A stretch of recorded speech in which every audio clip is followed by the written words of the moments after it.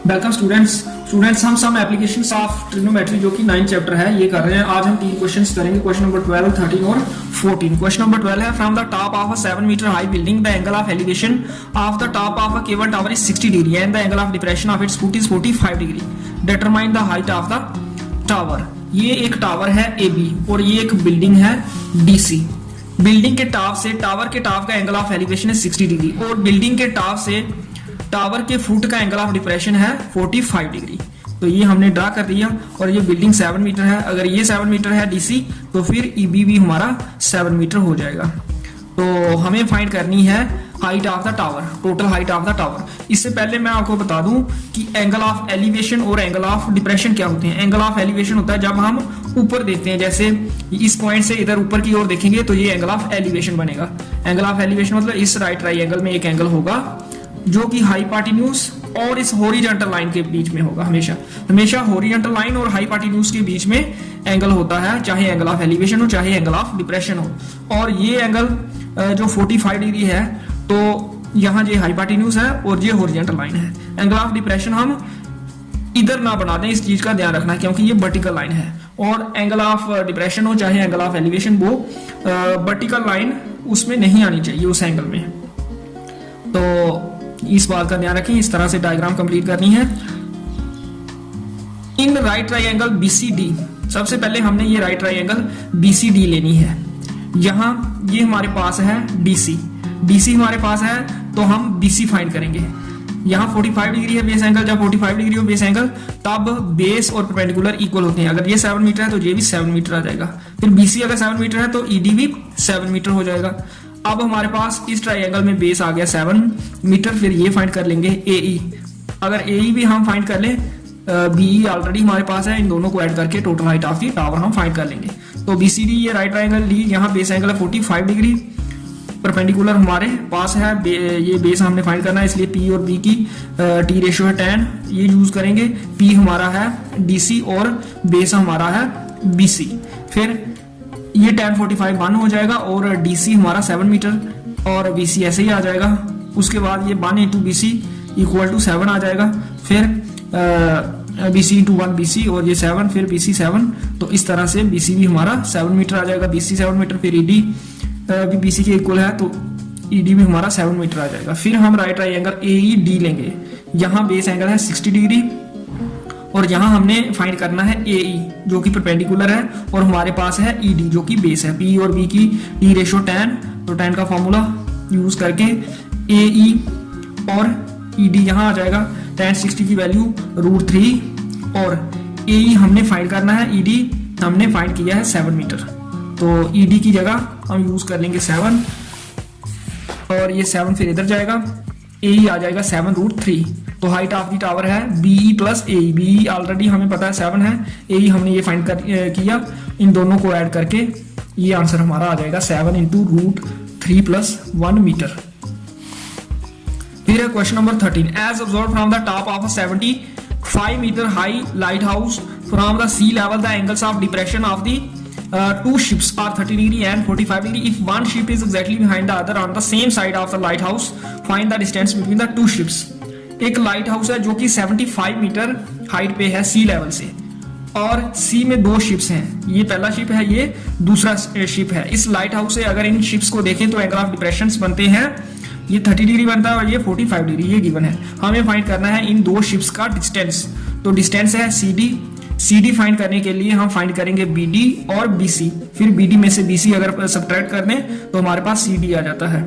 तो BD find करने के लिए ये 75 जो हाइट है परपेंडिकुलर है, इसका यूज करेंगे और इस बेस एंगल का, और BC फाइंड करने के लिए इस परपेंडिकुलर और इस बेस एंगल का।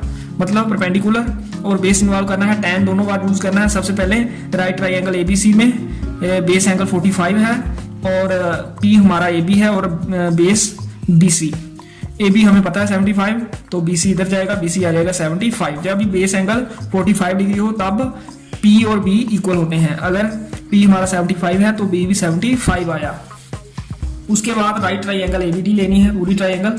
यहाँ बेस एंगल ये है 30 डिग्री, यहाँ भी P/B यूज होगा। P हमारा यही है AB और बेस हमारा यहाँ BD है। AB 75 है और BD हमने फाइंड करना है। BD इधर जाएगा और √3 इधर, BD आ जाएगा 75√3। उसके बाद डिस्टेंस बिटवीन टू शिप्स ये CD है, BD माइनस BC। BD हमने फाइंड किया 75√3 और BC 75, इनको सब्ट्रैक्ट करेंगे तो 75√3 माइनस 1 हमारा आंसर आ जाएगा, क्योंकि 75 यहाँ कॉमन आया तो ये डिस्टेंस मीटर में आ जाएगा।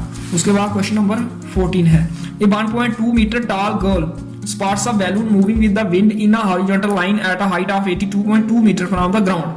The angle of elevation of the balloon from the eyes of the girl at any instant is 60 degree. After some time the angle of elevation reduces to 30 degree. Figure ये given है 9.13. Find the distance traveled by the balloon during the interval. तो ये situation ये given है, diagram भी draw करके दी है। ये एक गर्ल है AF, इसकी हाइट है 1.2 मीटर और ये बैलून है, ये देखती है बैलून और बैलून उसको देखता है 88.2 मीटर हाइट पे और ये फिर बैलून हॉरिजॉन्टल लाइन में आगे जाता है। तो उसके बाद इधर पहुंच जाता है कुछ समय के बाद, तब ये एंगल ऑफ एलिवेशन इसका आता है 30 डिग्री। हमें ये फाइंड करना है कि इस इंटरवल में बैलून ने कितना डिस्टेंस ट्रेवल किया, यहाँ से यहाँ तक पहुंचा ये, तो ये डिस्टेंस फाइंड करना है हमें VD। तो ये आ गया A B C D E F और G। Given situation is shown in figure 9.13।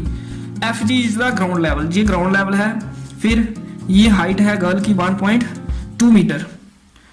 तो BC ये वाला डिस्टेंस B से लेके C तक, ये और ये DE इक्वल है और ये है GE minus GD, height of the girl straight हो जाएगी ये डिस्टेंस फाइंड करने के लिए VC और DE।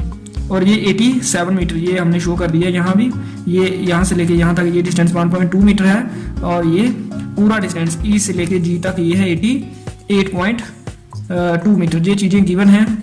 फिर हम लेंगे right triangle ADE।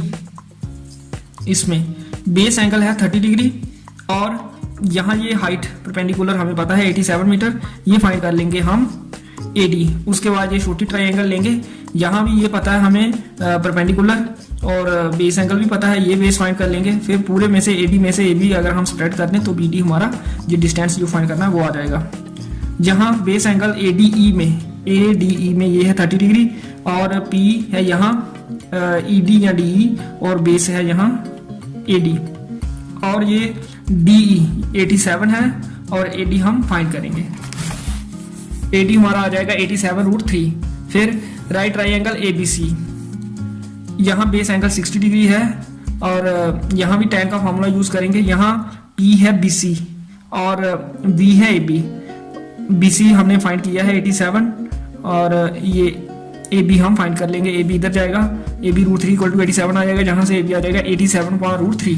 Distance travelled by the balloon ये हो जाएगा BD और ये आप डायग्राम से देख सकते हो AD माइनस AB है BD हमारा। AD भी हमने फाइंड किया है, AB भी AD किया है फाइंड 87√3 क्वेश्चन नंबर 1 में, 1 में नहीं क्वेश्चन नंबर 2 में AD और AB फाइंड किया है क्वेश्चन नंबर 3 में 87/√3। 87 कॉमन आ गया, √3 माइनस 1/√3, ये √3 इंटू √3 का स्क्वायर ये कैंसिल होगा, बाकी चीजें सेम, ये डिनोमिनेटर में √3 आ जाएगा, 3 माइनस 1 2। उसके बाद ये मल्टीप्लाई किया 174/√3, इसको रेशनलाइज करेंगे, √3 डिवाइडेड बाय √3 के साथ मल्टीप्लाई किया, ये आ गया 174√3/√3 इंटू √3 का स्क्वायर दैट इज 3। फिर 1 3 जा 3, 5 3 जा 15, 2 बचा 2 4 24, 8 3 जा 24, 58√3 मीटर ये हमारा आंसर आ गया जो डिस्टेंस बैलून ने ट्रेवल किया ड्यूरिंग द इंटरवल।